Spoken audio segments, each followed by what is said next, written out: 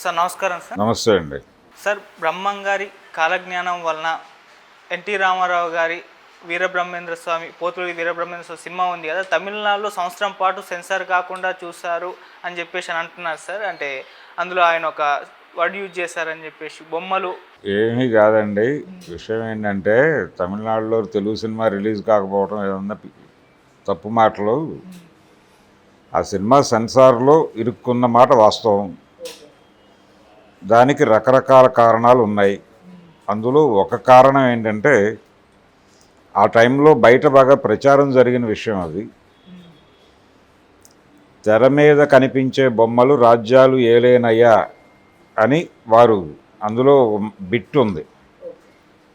అప్పటికి Ronald Reagan American president, ఆయన కూడా సినిమాల్లో నటించి రాజకీయాల్లోకి వచ్చినవాడే. అలాగే రామచంద్రన్ ఉన్నాడు. రామచంద్రన్ కంటే ముందు తెర మీద పనిచేసి వచ్చినటువంటి కరుణానిధి ఉన్నాడు. అసలు తమిళనాడు రాజకీయాలు నెరిపిన వాళ్ళందరూ పెరియార్తో సహా అందరూ సినిమాలకు పనిచేసిన వాళ్ళే. ఓకే. వాళ్ళు అన్నాదురై దగ్గర నుంచి మొదలుపెట్టి రాజాజీ కథలతో కూడా సినిమాలు వచ్చినాయి అక్కడ. కాబట్టి తమిళనాడులో కళారంగానికి రాజకీయ రంగానికి అవినాభావ సంబంధాలు ప్రారంభం నుంచి ఉన్నాయి. అయితే ఎంజీఆర్, రేగను వీళ్ళ ఫోటోలు వాడారు దానిలో. అప్పటికి రామారావు రాజకీయాల్లోకి రావాలి అనే ఒక ఆలోచన ఉంది ఆయనకి. ఆలోచన ఉంది. ఆ సినిమా టేక్ ఆఫ్ అంటే ఆ సినిమా ప్రారంభించడానికి కూడా ఒక రాజకీయ నేపథ్యం ఉంది. ఎవరి బ్రహ్మం గారు ఆయనేమీ అగ్రకులాలకు చెందిన మనిషి ఏం కాదు. ఆయన ఒక బడుగు కులాలకు చెందినటువంటి మనిషే. ఆయన సన్యసించటము, ఆయన ఇలా కాలజ్ఞానం చెప్పటము, ఆయన కొంత కుల వ్యవస్థ గురించి మాట్లాడాడు. ఒక రకంగా బ్రహ్మంగారి చరిత్ర రామారావు టేకప్ చేయటం అనేది కొంత విచిత్రంగా కనిపించే విషయం. రామారావుకు ఉన్నటువంటి ఒక తాత్విక చింతనలో నుంచి జరిగింది అది. కొంత యాంటీ బ్రాహ్మిన్ కల్ట్ ఉంటుంది దానిలో, బ్రహ్మంగారి జీవితంలోనే. అది రామారావుని అట్రాక్ట్ చేసింది. అందులో పాట ఉంటుంది, ఏమయ్యా పండితులారా అని. అది టోటల్గా బ్రాహ్మణుల మీద ఆయనకున్నటువంటి పర్సెప్షన్లోనే నడుస్తుంది ఆ పాట. కులమతాలు ఇవంతా ఏమిటి గందరగోళం అన్న పద్ధతిలో ఆయన చెలరేగిపోయి నడుస్తుంది ఆ పాట. కాబట్టి ఆ ధోరణి ఉండటం వల్లనే ఆయన బ్రహ్మంగారి చరిత్ర తీయాలి అనుకున్నాడు. తీశాడు.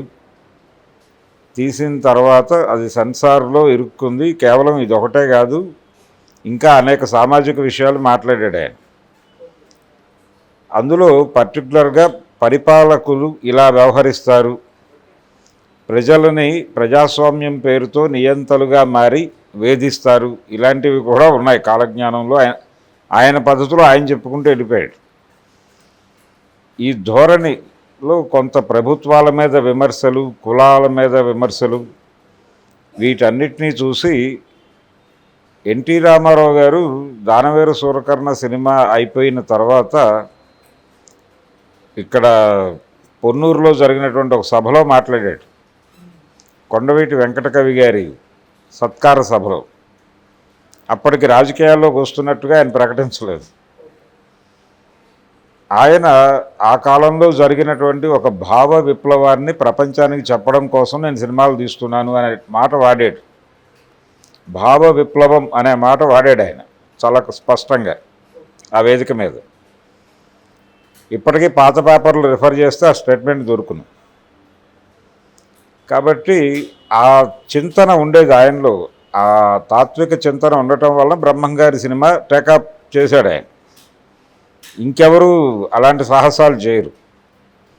పైగా ఆయన పక్కన శ్రీదేవితో డ్యాన్సులు చేస్తూ ఆ సినిమాలు చాలా పెద్ద పెద్ద హిట్లు అవుతూ ఉన్న టైంలో బ్రహ్మంగారి చరిత్ర సినిమా తీయాలని పూనుకున్నాడు ఆయన. పూనుకుని ఆ సినిమా తీశాడు. అది సెన్సార్లో ఇరుక్కుంది. అది సెన్సార్లో ఇరుక్కున్న తర్వాత ఆయన రాజకీయ ప్రవేశం జరిగింది. ఆ సినిమా ఎప్పుడు రిలీజ్ అయింది? ఆయన ముఖ్యమంత్రి అయిన తర్వాత రిలీజ్ అయింది. ఈ సెన్సార్ గొడవలన్నీ పరిష్కారమై ఫైనల్గా ఆయన సీఎం అయిన తర్వాత రిలీజ్ అయింది ఆ సినిమా. ఆయన నటించడం, ఆ సినిమా ఎప్పుడో నటించాడు. అది సినిమా కంప్లీట్ అయిపోయిన 2 ఏళ్ళు 3 ఏళ్ళు ఆగింది. అది సెన్సార్ వివాదాల్లో అది రివైజింగ్ కమిటీ దాకా వెళ్ళింది. ఈవెన్ బొబ్బిలిపుల్ కూడా సెన్సార్ ఇబ్బందులు ఎదుర్కొంది. రామారావు గారి సినిమాలు చాలా సెన్సార్లు ఇరుక్కున్నాయి. బ్రహ్మంగారి చరిత్ర ఒకటే కాదు, బొబ్బిలిపులి సినిమా చాలా రోజులు సెన్సార్లో ఇరుక్కుంది. లక్కీగా ప్రభాకర్ రెడ్డి గారు పైరవీ నడిపి పట్టుకొచ్చాడు ఆ సినిమాని ఢిల్లీ నుంచి. ఆయనకున్నటువంటి రిలేషన్స్ విత్ కాంగ్రెస్ పార్టీ అవన్నీ వాడి వడ్డే శోభనాథ్ గారు ప్రొడ్యూసర్ ఆ సినిమాకి. వీళ్ళందరూ కలిసి మొత్తాన్ని దాన్ని బయటకు తీసుకొచ్చి రిలీజ్ చేశారు సినిమాని. దీనికంటే ముందు తాతమ్మ కళ అనే సినిమా కూడా 3 ఏళ్ళు ఇరుక్కుంది సెన్సార్లో. అది కూడా ఇందిరాగాంధీ ప్రభుత్వం మీద వ్యతిరేక డైలాగులు ఉన్నాయనే ఉద్దేశంతోనే ఆపారు. అది కూడా చివరికి మొదట ఆయన కట్స్కి ఒప్పుకోవాలి రామారావు గారు. ఫైనల్గా ఇంకా ఇది అవదు, ఏదో పద్ధతిలో సినిమా రిలీజ్ చేయడమే మంచిది అని అనుకుని అప్పుడు కట్స్కు అంగీకరించి కట్స్తో సినిమాని రిలీజ్ చేశారు. నందమూరి బాలకృష్ణ తెర మీద కనిపించిన మొదటి సినిమా అది. ఆ సినిమా కూడా సెన్సార్ ఇబ్బందులను ఎదుర్కొన్నదే.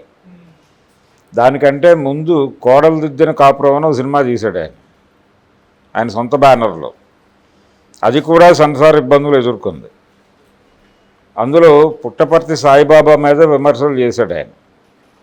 దాంతో పుట్టపర్తి సాయిబాబా భక్తులు ఆ సినిమా రిలీజ్ కానివ్వమని గొడవ చేశారు. ఆ సందర్భంగా సినిమా ఆగింది. ఫైనల్గా కట్స్ లేకుండానే తెచ్చుకున్నాడు. రివైజింగ్ కమిటీకి వెళ్ళి ఆర్గ్యూ చేసి గొడవపడి కట్స్ లేకుండానే సినిమా రిలీజ్కి సెన్సార్ చేయించుకుని తెచ్చుకున్నాడు ఆయన. సినిమా రిలీజ్ అయిన తర్వాత పెద్ద హిట్ అయింది. అది బ్రహ్మంగారి చరిత్ర కూడా పెద్ద హిట్. ఎవరు ఎక్స్పెక్ట్ చేయాలి ఆ సినిమా ఆడుతుందని. విచిత్రంగా అది చాలా పెద్ద హిట్ అయింది. అంటే దానిలో ఆయన చేసిన సామాజిక విమర్శలు, బ్రహ్మంగారి పాత్రలో నుంచి ఆయన చేసిన సామాజిక విమర్శ అలాగే ఉండేది. ఎన్టీఆర్ క్యారెక్టర్ డిజైనింగ్ అలాగే ఉండేది. ఆయన సామాజిక విమర్శ చేయడానికి అవకాశం ఉన్న క్యారెక్టర్లు ఏవి అని పురాణాల్లో వెతుక్కుని, అంటే కాంటెంపరీ సొసైటీని విమర్శించడానికి అనువైన పాత్ర పురాణాల్లో ఏముంది అని వెతికి ఆ క్యారెక్టర్ చేసేవాడు. అది ఎన్టీ రామారావు గారి ప్రోగ్రాం. ఈ క్రమంలోనే ఆయన బ్రహ్మర్షి విశ్వామిత్ర క్యారెక్టర్ తీసుకోవడానికి కూడా కారణం ఇదే. ఆయన వశిష్ఠుడిని మామూలుగా విమర్శించడు ఆ సినిమాలో. ఏమయ్యా మీ జాత్యహంకారము అని మొదలు పెడతాడు డైలాగు. మొదలుపెట్టి మీ అగ్రకులాల వారికేనటయ్యా ఆ స్వర్గము, దళితులకు స్వర్గం లేదా, ఏం మాట్లాడతారు మీరు అన్న పద్ధతిలో నడుస్తుంది ఆయన డైలాగ్ ధోరణి అంతా కూడా. కాంగ్రెస్ పార్టీని అలాగే బ్రాహ్మణ వర్గాన్ని ఒక మేరకు విమర్శిస్తూనే ఆయన సినిమాల్లో ఆర్గ్యుమెంట్లు నడుస్తాయి. ఈవెన్ దానవీర సూరకర్ణలో కూడా, దానవీర సూరకర్ణ సక్సెస్కి కారణమే అది. ఆ టైంలో ఒక అన్రెస్ట్ ఉంది సమాజంలో. కరెక్ట్గా ఎన్టీ రామారావు డైలాగులు వాళ్ళని కనెక్ట్ అయింది. ఏమిటి కులం పేరుతో ఈ వివక్ష ఏమిటి అని చెప్పి దుర్యోధనుడి పాత్రతో చెప్పించిన డైలాగులు. నీది ఏ కులమో అని మాట్లాడతాడు. ఒక్కొక్కడి కులం గురించి ఉతికి ఆరేస్తాడు. అది కనెక్ట్ అయింది. అది కనెక్ట్ అయ్యి విపరీతంగా చూశారు ఆ సినిమాని. 2 కోట్లు 17 లక్షలతో తీస్తే 2 కోట్లు డబ్బులు వచ్చినాయి ఆ సినిమాకి. ఇదే పద్ధతి.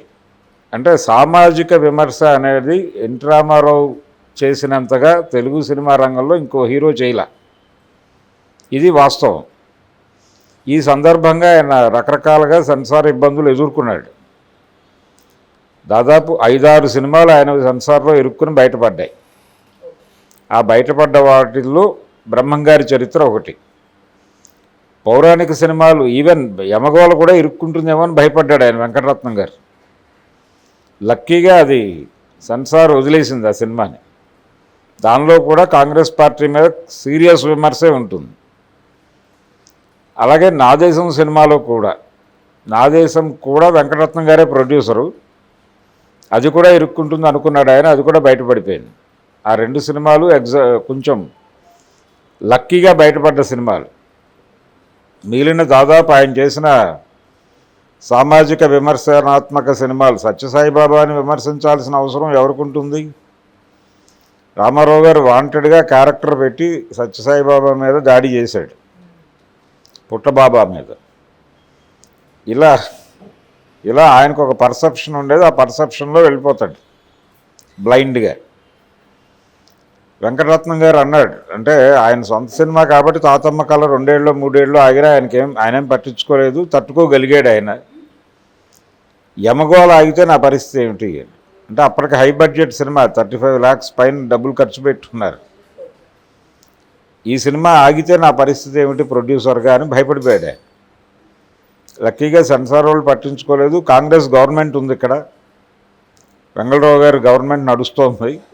సినిమా రిలీజ్ అయింది, కాంగ్రెస్ వాళ్ళు దాడులు చేస్తారేమో అని భయపడ్డారు. ఎవరు ఏం మాట్లాడాలి, ఎంజాయ్ చేశారు.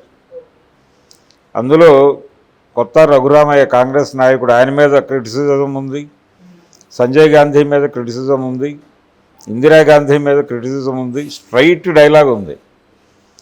చిత్రగుప్తుని అడుగుతాడు ఎన్టీ రామారావు గారు, ఏమయ్యా మిస్టర్ గుప్తా ఇక్కడ ఎమర్జెన్సీ ఏమైనా ఉందా అని అడుగుతాడు. అంత ఓపెన్గా. ఆ డైలాగ్ కూడా కట్ చేయాలి, వదిలేశారు.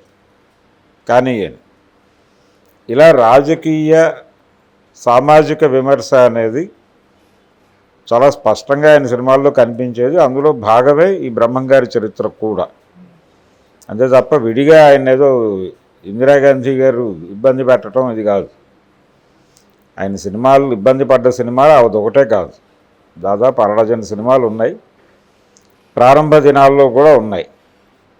ఆయన ఎర్లీ డేస్ నుంచి కొంచెం డిఫరెంట్గా వెళ్ళేవాడు సొంత సినిమాల్లో. బయట కమర్షియల్ సినిమాలు చేసేవాడు, బయట డ్యాన్సులు ఫైట్లే. సొంత సినిమా మాత్రం అలా తీసేవాడు కాదు. ఆయన అజెండా ప్రకారం సొంత సినిమాలు తీసేవాడు. దానికి ఆయన ఒక వ్యూహం, ఆ సినిమా ఆడినా ఆడకపోయినా లాభం వచ్చేలాగా డిజైన్ చేసుకునేవాడు. అంటే తన ఫ్లాప్ సినిమాకి ఎంత వస్తుందో అంత బడ్జెట్ పెట్టేవాడు దాని మీద. అందులో సగం డబ్బుల్లో సినిమా అయిపోయేటట్టు చూసేవాడు. సినిమా ఫ్లాప్ అయినా ప్రాఫిట్ వచ్చేది. ఇది స్కీమ్. అందుకని ఆయన సొంత సినిమాలన్నీ ఏదో చుట్టేసినట్టే ఉంటాయి. మొత్తం ఆయనే ఉంటాడు సినిమా అంతా, ఆయన ప్రవచనమే ఉంటుంది, ఆయన డైలాగులే ఉంటాయి. అలా తీసేసుకునేవాడు. తన కాంపౌండ్ నటులు ఉండేవాళ్ళు, సత్యనారాయణ, చలపతిరావు, ఈ బ్యాచ్ జగ్గారావు, వీళ్ళందరూ క్యారెక్టర్లు వేసేవాళ్ళు. అందులో ఋష్వేంద్రమణి గారు, ఆయన టీం అదంతా. రంగస్థలంలో ఎలాగైతే నాటక సమాజం ఉంటుందో అలా రామారావుకి ఒక సమాజం ఉండేది. ఆ సమాజం నటులే ఉండేవాళ్ళు దానిలో.